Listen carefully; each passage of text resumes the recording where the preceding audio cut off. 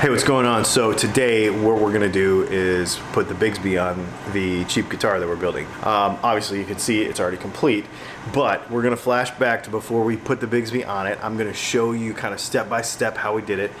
And then what we're gonna do is the buddy of mine that actually went in with me on this, it was his idea. We got the guitar, we put some stuff together, and we're gonna give it to a friend of ours. But he's coming over and I wanna kind of get he's gonna kind of demo it a little bit for us and play it, and then kind of get his thoughts on it and tell you the story about how this kind of whole thing, I mean, this goes back decades, like this whole story about getting to this point with this guitar. Yeah, check it out. So let's go ahead and flash back to before this thing had the Bigsby on it, right after we put all the electronics in it, and let's step by step go through the install, give you a couple of tips. Here we go.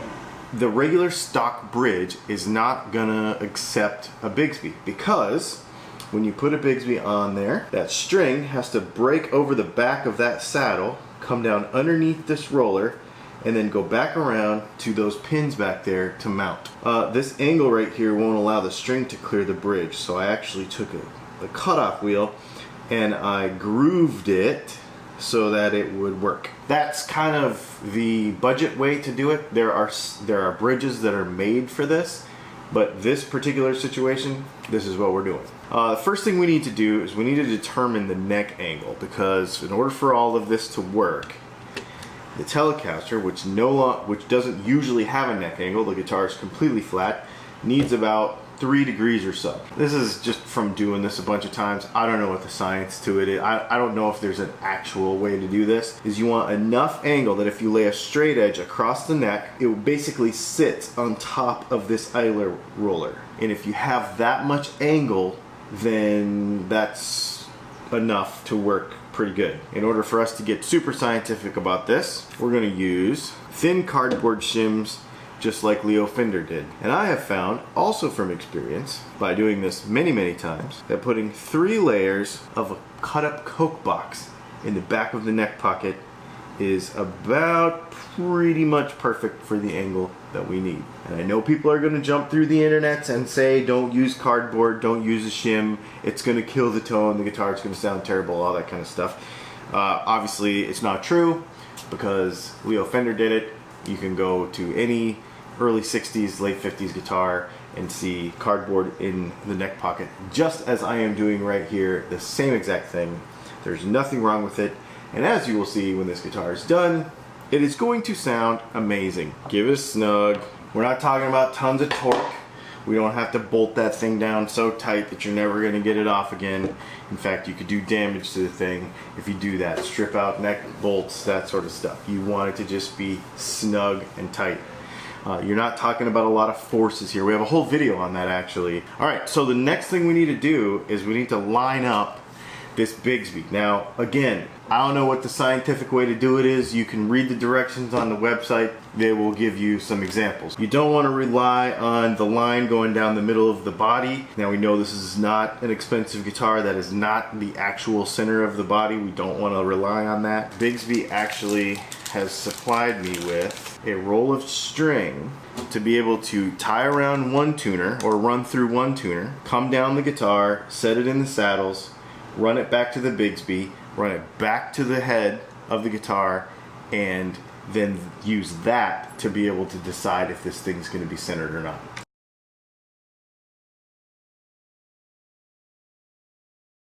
Okay, once we get this thing lined up, I use a center punch to mark the holes where we're going to drill the holes in the body. And in fact, what we're going to do is we're going to do this one at a time, because these are self-centering holes. So let's get a drill bit and let's get these screws and screw it down. Now don't tighten anything down. Go across to the other screw and make sure that you put that screw hole in over here crossways from that one to make sure that the Bigsby's not twisted this way. You really want to make sure that these screw holes are centered, because the way this screw goes in there, if it's not centered, it'll pull the Bigsby sideways as you screw it into the body.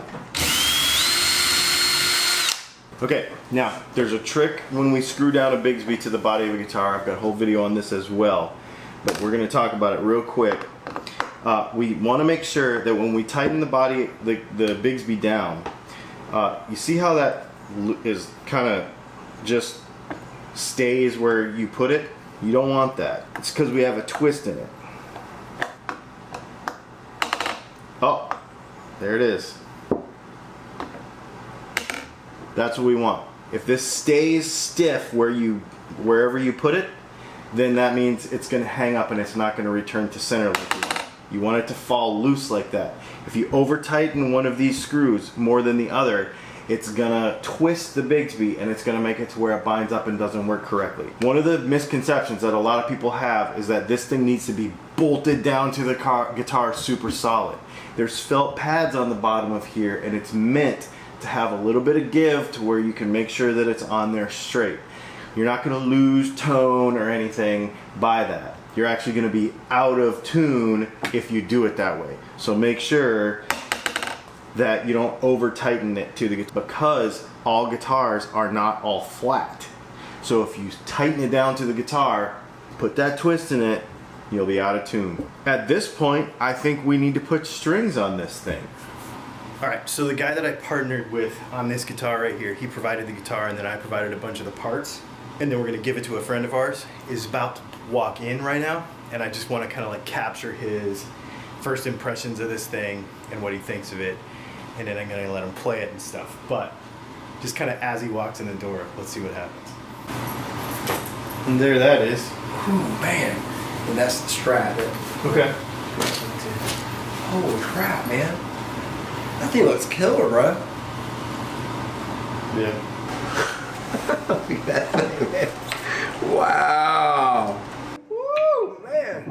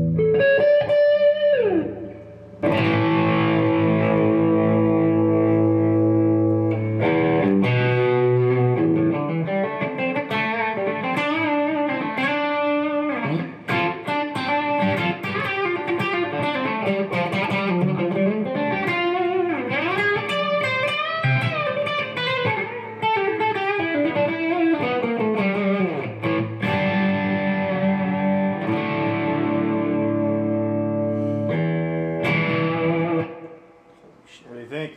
Wow. It's good, huh? Yeah. It's better than good. This is way better than just good. This neck feels incredible. We both played with him enough to know that he's gonna pick this thing up and just rail it. The P90 is ridiculous. This flat 6 is ridiculous, man. The setup on this thing is ridiculous. The Bigsby's ridiculous. This thing is just, wow. I've already had like 3 or 4 people in my inbox over the last, is that for sale? Is that for sale? That's a straight up Dwayne Brock tone. Yep.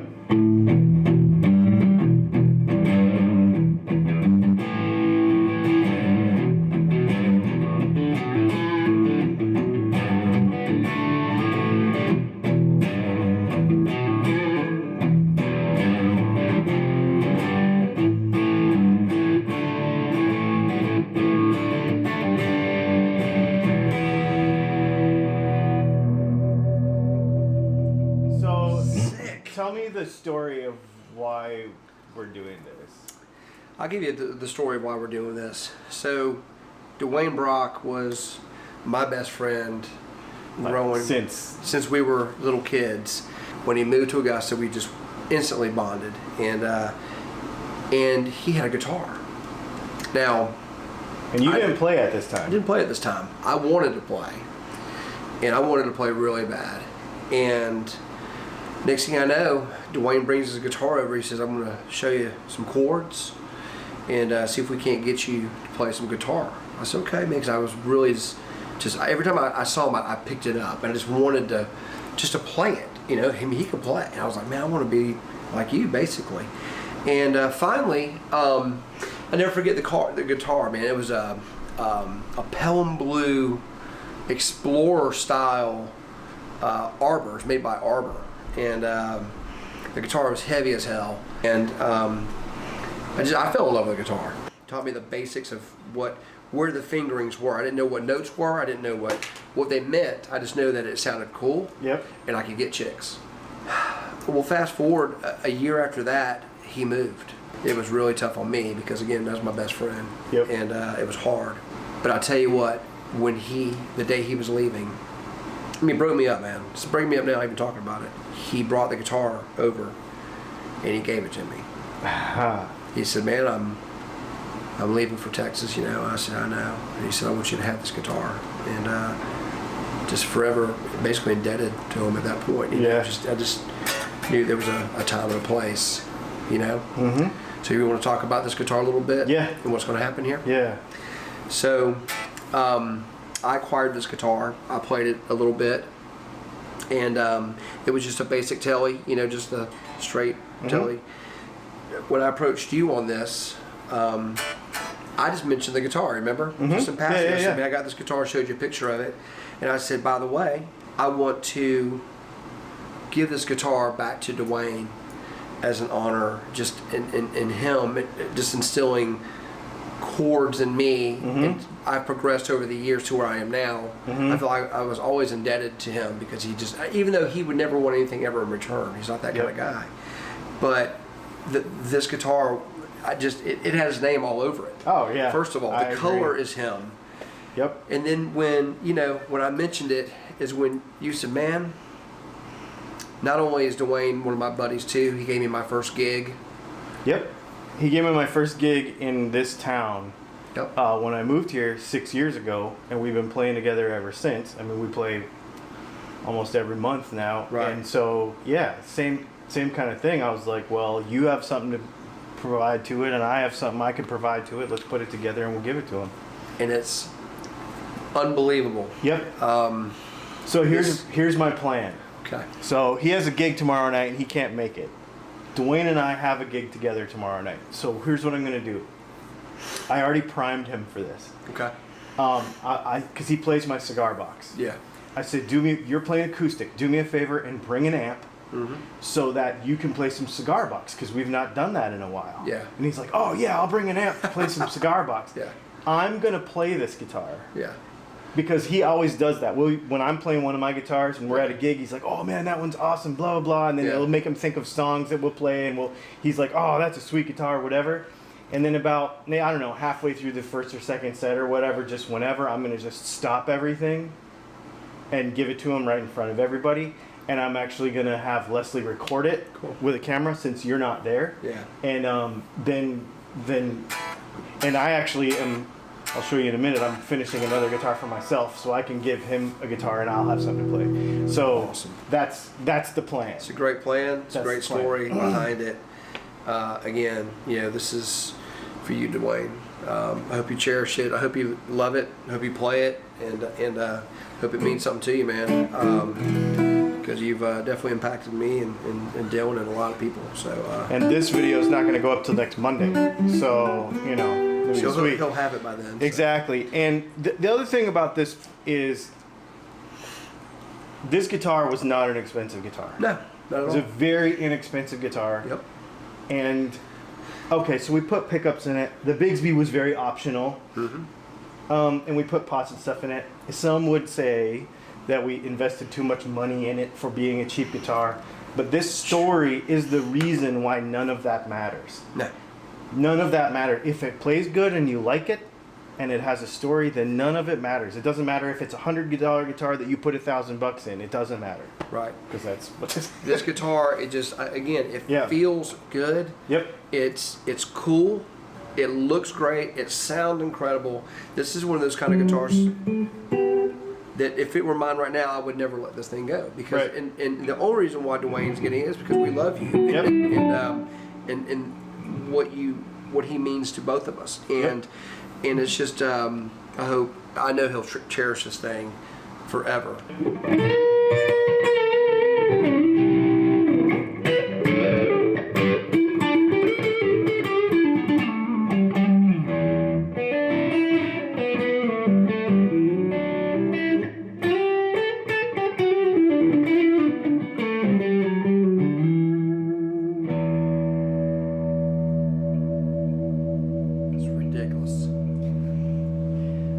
is the story. I hope it inspires you all to look at your instruments differently, and maybe think of something you might be able to do for somebody nice. You know, something nice you might be able to do for somebody as well. I don't know. This whole thing was just really fun, and we've never been in a position to do something like this before, and now we could, and I think it's really, really cool. So thanks for hanging out with us, and we'll see you next time. See ya.